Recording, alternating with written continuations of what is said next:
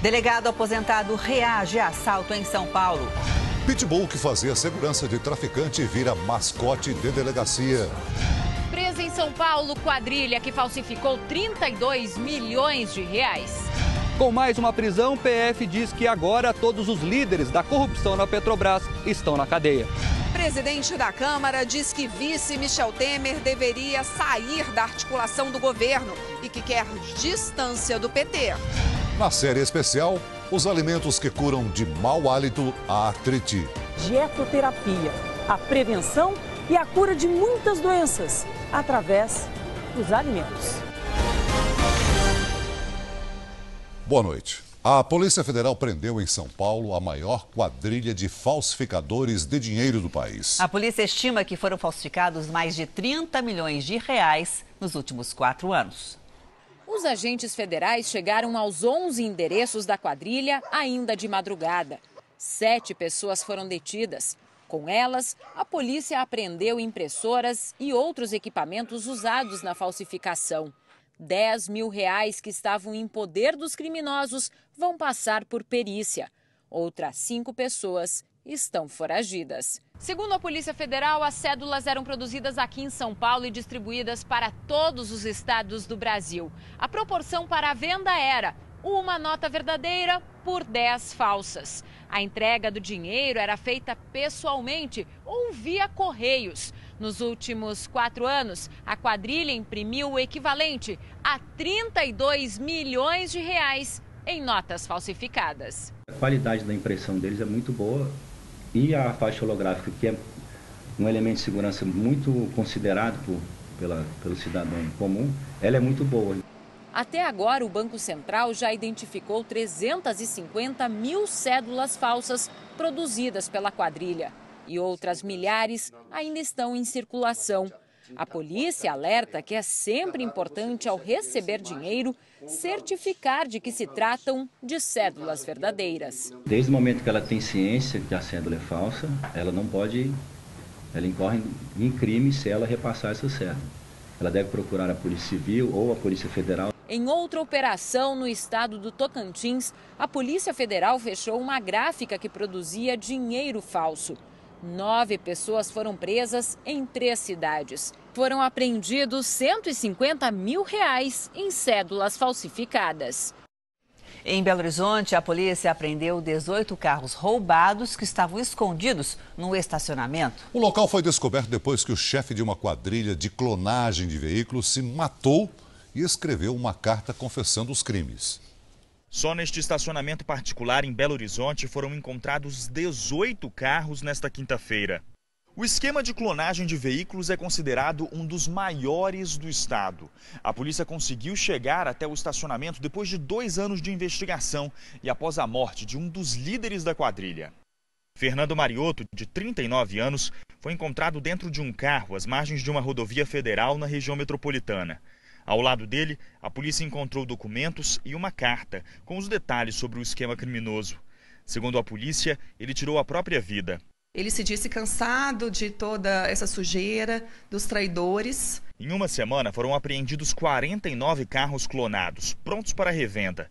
Todos tiveram os chassis adulterados. Nós já estamos fazendo a análise de toda a documentação e com certeza vamos chegar aos demais envolvidos.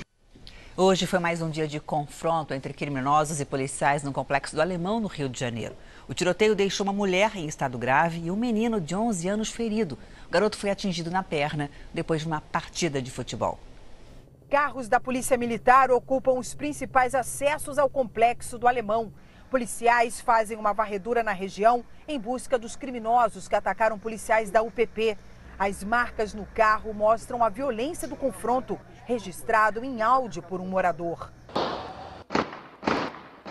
Segundo os agentes, por volta das 11 da noite, criminosos abriram fogo contra 10 PMs que voltavam à base da UPP para troca de turno. 2 pessoas ficaram feridas e estão hospitalizadas. Fátima Aparecida, de 26 anos, está em estado grave. Quando parou um pouco do tiro foi quando eu saí correndo e ela estava na varanda. caída com um tiro no peito. Um menino de 11 anos foi atingido na perna depois de uma partida de futebol. Tensão também no Complexo da Maré. Hoje, homens do batalhão de choque ocuparam os acessos à comunidade. O Exército deixou o Complexo da Maré há 2 dias. Policiais e militares que substituíram as forças de segurança reclamam das condições de trabalho na comunidade e dizem que enfrentam uma guerra desigual contra o tráfico. Gravações feitas por policiais revelam a rotina de tensão. Vários de fuzis e mochila, uns 25 a 30 homens, parceiro. E a gente ali em 7 com 2 fuzis. Com os armamentos que eles estavam portando, tinha granadas, lasers, entendeu? Então não tinha como a gente reagir.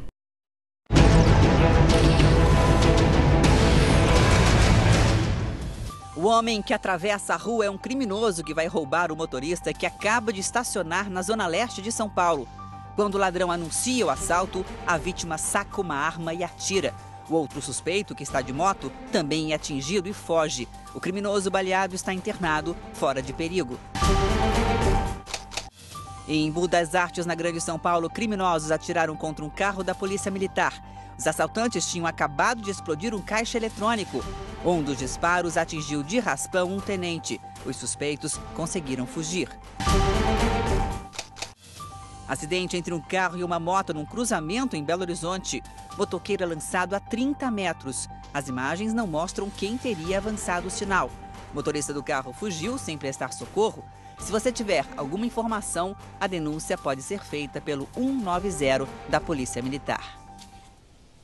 Um hospital da Grande São Paulo reabriu hoje depois de ficar uma semana interditado por causa de uma superbactéria que provocou 4 mortes. Pois é, mas um outro tipo de bactéria foi descoberto e deixa os pacientes preocupados.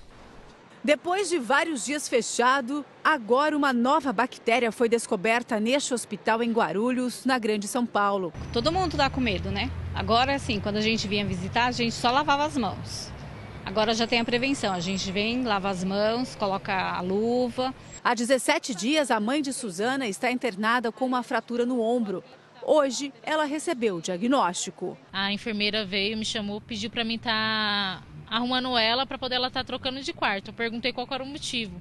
Ela falou que ela estava com a bactéria KPC. Nesse vídeo, Dona Maria Novaes, de 59 anos, está num quarto de isolamento junto com outra paciente, também infectada. Ao todo, 6 pessoas estão internadas com a bactéria.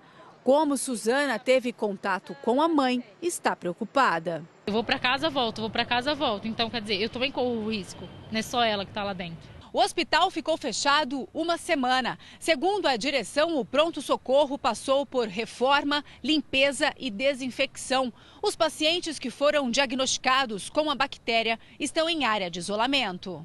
A interdição no fim do mês passado foi causada pela bactéria Acinetobacter baumannii, resistente a antibióticos e responsável por 4 mortes. São 2 bactérias diferentes, né? Ambas são bactérias comuns de áreas de internação prolongada, como UTI, semi-intensiva, às vezes até enfermaria de internação prolongada. 2 líderes de uma tribo indígena do Pará foram presos pela Polícia Federal acusados de facilitar a ação de madeireiros na floresta amazônica. A investigação durou cerca de 1 ano. Os líderes da aldeia Assurini foram detidos dentro da reserva indígena em Tucuruí, no sudeste do Pará.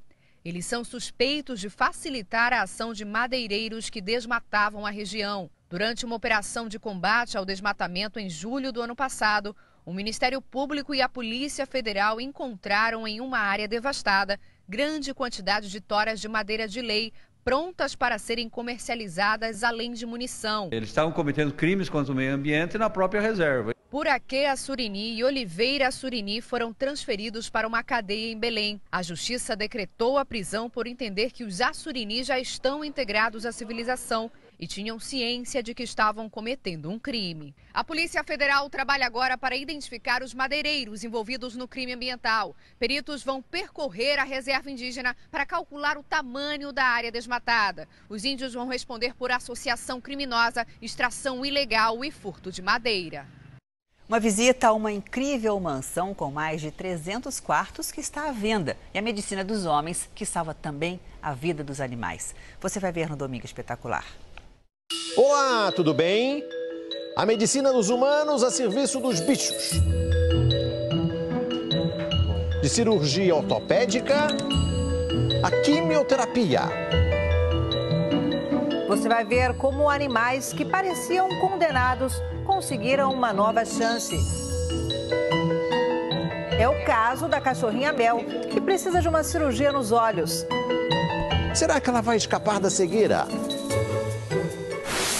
Procura-se um comprador para esta casa. Uma mansão com mais de 300 quartos e um salão de festas digno de um palácio. São 20 metros de comprimento, 13 metros de altura. Nossa equipe fez uma visita. O tour aqui dentro demora em média 2h30. E mostra porque o preço é mais baixo do que você imagina. Comida de rua está na moda.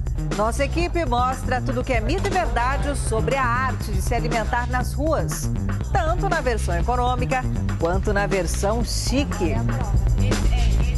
Você não pode perder o nosso encontro neste domingo. Depois da Hora do Faro. Até lá.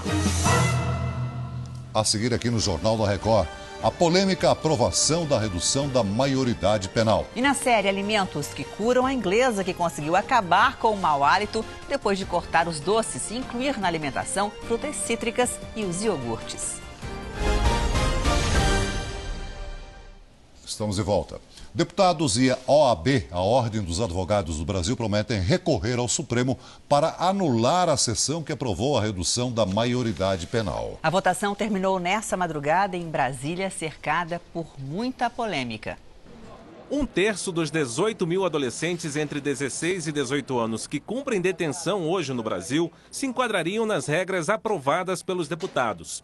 Pela proposta, menores responderiam como adultos por crimes hediondos, como estupro, sequestro, latrocínio e homicídio qualificado, além de homicídio doloso com intenção de matar e lesão corporal seguida de morte. A reação veio de vários setores. Ministros e ex-ministros do Supremo Tribunal Federal, como Joaquim Barbosa e Marco Aurélio Melo, classificaram de inconstitucional a decisão do presidente da Câmara de insistir em votar numa mesma sessão a emenda que já havia sido rejeitada. O Ministério da Justiça também protestou. Parlamentares de 7 partidos contrários à redução da maioridade e a Ordem dos Advogados do Brasil anunciaram que vão recorrer ao STF para anular a nova sessão que aprovou a proposta. Não faltaram críticas a Eduardo Cunha. Nós vamos entrar com um mandado de segurança contra o presidente da Câmara, o deputado Eduardo Cunha, pelo seu comportamento reiterado de submeter as matérias a quantas votações forem necessárias para ele alcançar o resultado que ele quer. O presidente da Câmara garante que respeitou o regimento. Para passar a valer, o texto precisa ser aprovado mais uma vez na Câmara e 2 vezes no Senado. Apoiadores da proposta afirmam que a decisão atendeu às ruas. Há 22 anos, nunca tivemos nenhum presidente que teve essa coragem para colocar esse tema tão polêmico em votação. E esse passo é o que os brasileiros esperam. O presidente da Câmara, Eduardo Cunha, defendeu hoje o afastamento do vice-presidente Michel Temer da articulação política do governo. Em entrevista exclusiva ao Jornal da Record, Eduardo Cunha disse também que o PMDB deve se afastar do PT.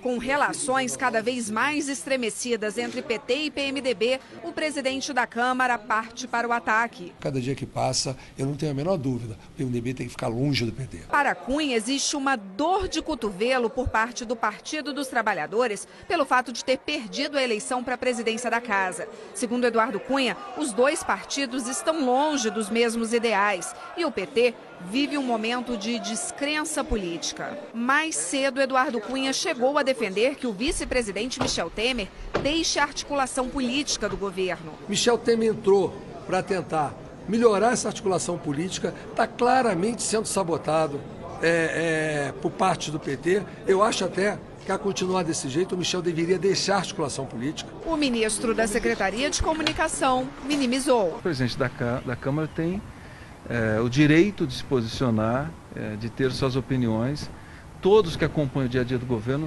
sabem que o governo da presidenta Dilma valoriza o vice-presidente Michel Temer. No Congresso, as duas casas estão sob o comando do PMDB. Principalmente na Câmara, matérias contrárias aos interesses petistas estão sendo pautadas e votadas semanalmente com ou sem o aval do Palácio do Planalto. Foi o caso da terceirização do reajuste maior para os aposentados e agora da maioridade penal. Este cientista político acredita que um Congresso forte diante de um governo frágil leva o país a ser comandado pelo Legislativo. Eduardo Cunha, Renan Calheiros e Michel Temer são bons líderes que conseguem fazer avançar os seus interesses, suas agendas e se entender, inclusive, entre si, para que essa agenda seja colocada de uma forma concreta, real, quadradinha, para ser apresentada. Não pretendo dar recado nenhum, pretendo ficar distante do PT, a cada dia mais distante. Mais um ex-diretor da Petrobras está preso em Curitiba. Com isso, os investigadores da Operação Lava Jato acreditam que prenderam todos os líderes do esquema de corrupção na estatal. Jorge Zelada foi preso em casa esta manhã no Rio de Janeiro. Com ele, a polícia apreendeu documentos, uma coleção de relógios de grife e cerca de R$200 mil em dinheiro vivo. O ex-diretor internacional da Petrobras chegou a Curitiba no início da tarde e seguiu para a carceragem da Polícia Federal, onde ficará detido por tempo indeterminado. Ele assumiu a diretoria internacional da Petrobras em 2008, no lugar de Nestor Cerveró. Segundo as investigações, Zelada cobrou propina na contratação de navios sonda. O suborno teria sido pago em contas no exterior. Segundo o rastreamento feito pelo Ministério Público, o dinheiro era transferido de contas na Suíça para Mônaco e também para a China. Documentos do governo de Mônaco mostram que Zelada tinha quase 11 milhões de euros em uma conta secreta no nome de uma empresa de fachada. Essa proteção patrimonial para dificultar o ressarcimento justifica a prisão preventiva. Com a prisão de Zelada, delegados e procuradores acreditam ter finalizado a etapa que investigou os líderes do esquema de corrupção na Petrobras. Mas isso não significa que a operação terminou. Provavelmente nós vamos chegar em patamares aí de 15% a 20% dos valores dos contratos sendo destinados à corrupção. Hoje, os advogados do ex-ministro José Dirceu entraram com um habeas corpus preventivo para tentar evitar a prisão do ex-ministro citado por delatores da Lava Jato. Um deles é o empresário Milton Pascovitch, que disse que José Dirceu cobrava propina de empreiteiras e disfarçava o dinheiro como consultorias e reformas de imóveis. No pedido, os advogados dizem que Dirceu está na iminência de sofrer constrangimento ilegal e argumentam que, por causa da idade avançada, pode não chegar vivo ao fim do processo. Se tem elementos para processar, não processe. Não precisa prendê-lo. O pedido vai ser julgado pelo Tribunal Regional Federal da Região Sul, que fica em Porto Alegre. Não há prazo para a decisão sair. A Polícia Federal investiga os contratos entre a CBF e a TV Globo para a transmissão dos principais campeonatos de futebol na TV aberta. É um monopólio que dura 40 anos, uma relação íntima entre a TV Globo e cartolas, agora acusados de corrupção na CBF e na FIFA. Com isso, a emissora garantiu o direito de transmitir os principais campeonatos quase sem concorrência. Agora, a Polícia Federal vai investigar os contratos da Globo no futebol. Uma ação em paralelo com a do FBI, que apura as falcatruas da cartolagem. Nos Estados Unidos, a polícia já conta com a colaboração de J. Ávila, o empresário que intermediava contratos, e resolveu contar tudo o que sabe sobre o pagamento de propinas. No Brasil, Ávila é dono de empresa de marketing esportivo e de emissoras afiliadas da TV Globo. Foi ele quem ofereceu as provas que levaram à prisão outro aliado da Globo, o ex-presidente da CBF, José Maria Marim. As suspeitas que a Polícia Federal agora vai investigar são antigas. Nos últimos anos, pelo menos 3 emissoras diferentes fizeram propostas financeiramente mais vantajosas que as da TV Globo para transmitir campeonatos de futebol. Mesmo assim, foram derrotadas nos bastidores. No episódio mais recente, o Conselho Administrativo de Defesa Econômica, o CAD, ligado ao Ministério da Justiça, considerou que o monopólio da Globo no futebol ameaçava a livre concorrência. O grupo que reuniu os principais clubes brasileiros decidiu fazer uma concorrência entre as emissoras por considerar baixos os valores pagos pela Globo. Mas nos bastidores, contando com a ajuda do ex-presidente da CBF, Ricardo Teixeira, e do então presidente do Corinthians, André Sanches, a Globo conseguiu implodir o Clube dos 13 e passou a negociar diretamente com cada equipe. A investigação dos contratos não é a primeira envolvendo a Globo e o futebol. Na compra dos direitos da Copa do Mundo de 2002, a emissora foi acusada de montar uma operação de fachada nas Ilhas Virgens Britânicas para sonegar impostos devidos no Brasil. A multa da Receita Federal foi de mais de 600 milhões de reais, que a Globo alega já ter pago. Em nota, a TV Globo disse desconhecer a investigação. E hoje o processo norte-americano contra os cartolas da FIFA acusados de corrupção entrou em uma nova fase na Suíça.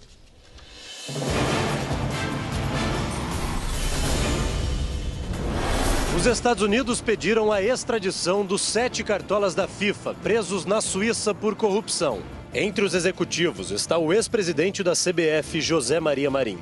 Os acusados vão ser ouvidos em audiência e terão 2 semanas para recorrer do pedido de extradição. Ao todo, 14 pessoas foram indiciadas pela justiça americana por envolvimento num esquema de propina, que teria movimentado 150 milhões de dólares em mais de 20 anos. Parte das transações teria acontecido em território americano. Balsa naufraga nas Filipinas. Cíntia Godoy. A embarcação com 189 pessoas a bordo afundou minutos depois de sair do porto de Ormoc, região central do país. Os sobreviventes foram resgatados e levados a hospitais próximos. Pelo menos 38 pessoas morreram e 17 continuam desaparecidas. As autoridades acreditam que um mau tempo tenha provocado o acidente. Egito inicia ataques aéreos contra militantes do Estado Islâmico. Herbert Moraes. Os bombardeios na Península do Sinai mataram ao menos 23 extremistas. A reação egípcia acontece um dia depois do pior confronto na região em décadas, que deixou mais de 100 mortos. O governo do Cairo promete manter a ofensiva até eliminar todos os terroristas da região.